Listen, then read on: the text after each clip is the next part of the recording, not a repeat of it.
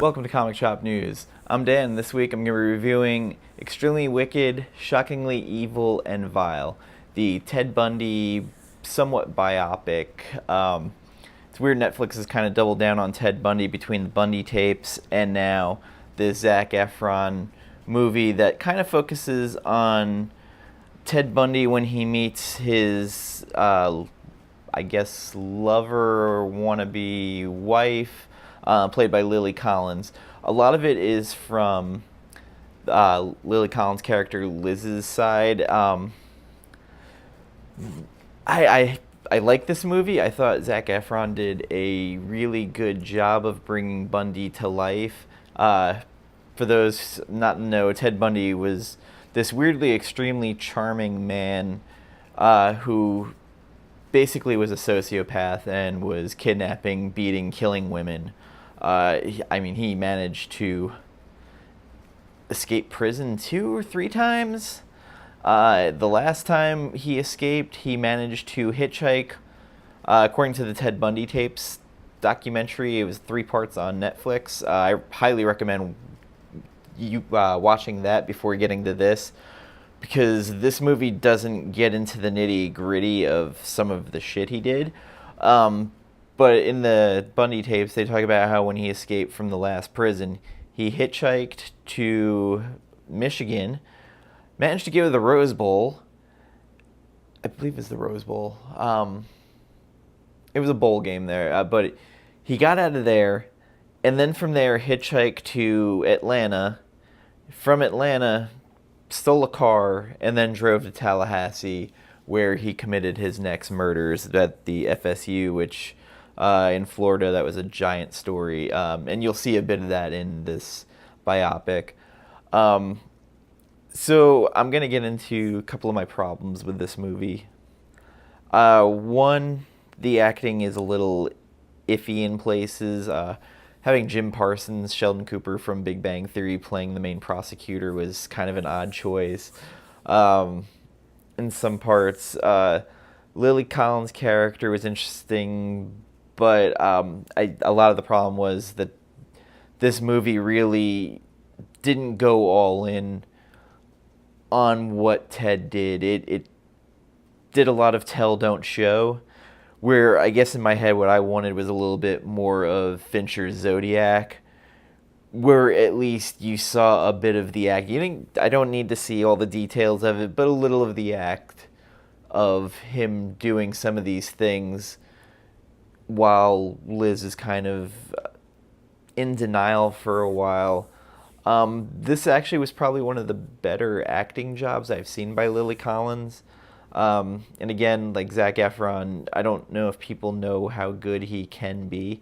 I know my friend Dahmer, he was incredibly good in this one. He really got to ham it up as Ted.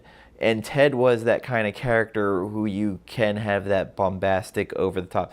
The court scenes, from the time he's captured in Florida to the point at the very end, I think is the best job he does in that. Haley Joel Osment is in it. You might remember from The Sixth Sense. He was also in Kevin Smith's Tusk. He kind of is very forgettable in this, and that's a shame because I know he can be very good but this could be the material he was given. I probably, if I'm going to rate this movie, it's going to be about a 5 or a 6 out of 10. There was a lot of promise to this, and I wish they had kind of gone all in instead of soft shoeing it. It could have been just over the top tremendous. Again, Zac Efron, he embodied. I don't know if I can picture another actor doing what he did. I mean, maybe Chris Pine, but Chris Pine might have been too old. The way Efron was able to switch facially from like this happy-go-lucky to super serious. There is a scene where as Ted is getting pulled over in Florida, and the cop asks him, he gets out of the car, and as he's getting ready to get out of the car, he's practicing his fake smile. And then he's like, I'm going to go get my wallet out, and as he's reaching for his pocket, he sucker punches the cop in the stomach and runs.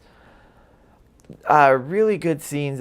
Probably for like Lily Collins, her most powerful scene was near the end where she visits Ted and keeps saying, release me, and tells him that she's the one who ratted him out to the cops, and shows a picture of a woman's body and saying, "What did you do to the head?"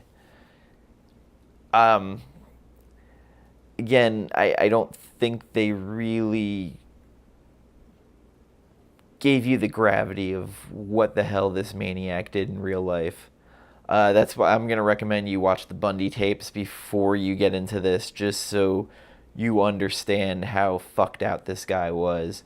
At certain parts of this movie, they made it seem like Ted was the hero. Just the way he was, in the courts, which apparently supposedly did happen where people were cheering him on. But he was this weird cult of personality, I guess, where he was so affable, people just gravitated to him. But inside, he had this monster that he was able to kind of suppress, but had to release every now and again. Almost like a dissociative disorder or schizophrenia of some sort. It's really just hard to discuss this movie because they really could have done a lot more with what he did. And I am sorry to harp on this because it could have been so much better than it was. I do recommend totally streaming this on Netflix. I want to say it was like an hour, 30 minutes, a little bit more than that. It does have that TV movie production vibe to it, unfortunately, where this very easily could have been a ABC Sunday night movie back in the day, or NBC. I wanted more. That's I mean, I didn't need to see the graphic violence, but I needed to see like set up to this. I had a friend who was upset by kind of how soft the movie was, and then at the end they show actual real footage during the credits, and they show right before the credits the list of all the women that he killed and hurt. And again, when you see that list, you start going, the movie we just watched really undersold how fucking monstrous this guy was. And I think it did a disservice to that point. Even talking about this has me a little struggling. Just, if you're going to go do a movie about a monster, then don't go half-ass way with it. You just go all in.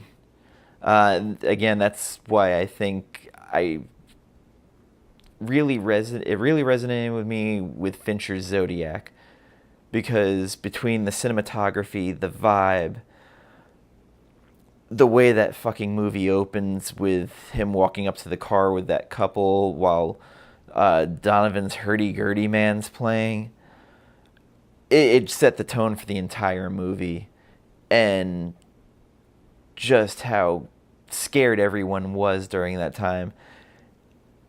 And in this, it didn't seem like many people were very scared. Like, this was some like real shit going on. The one thing that was fascinating is them showing him how he escaped from the one prison and how he managed to cut out the roof and get out. And if you watch the Bundy tapes, again, I'm recommending it. He jumped out a window at one point. He starved himself so thin that he was able to slide through the bars of the prison and got out. Like, this dude was genius level, which you add that into the part of he is this bigger than life personality, and he's also an incredibly intelligent, devious man. And how long he was on the run. I mean, he just kept escaping and going on the run. So yeah, again, I'm probably doing a disservice with this review even for myself, because I just watched it and my thoughts are kind of everywhere with it. watch it for Zac Efron's performance, but at the same time, read up or watch the Bundy tapes to really get the gravity of what a fucked out individual this guy was. Again, now I think I'm real set. It's a 5 out of 10. It's good. It could have been great. And that will be my last part on this. Thank you very much for joining me, watching this, and hearing me struggle with my words and ramble trying to figure out my thoughts on this, because even if I wrote them down, I think I'd still be kind of all over the place with this review. Comment, like, share, subscribe. Every bit helps for me to grow my channel. So with that, thank you, good night, and a safe journey.